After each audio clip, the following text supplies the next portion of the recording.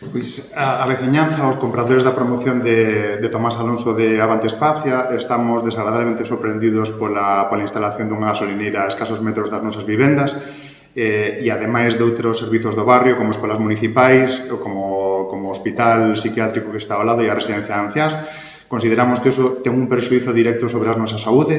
A exposición a gases procedentes da gasolineira vincúlase a un incremento do risco de cáncer, de enfermedades respiratorias e a outros niveis.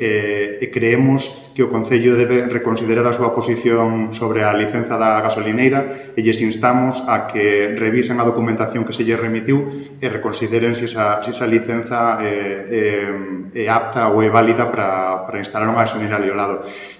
Consideramos que no barrio están cubertas as necesidades de gasolineras en servizos cercanos, co cual non solamente non aportaría nada para os veciños, senón que tería un perxuízo directo para nós, e ese é o motivo da nosa alegación.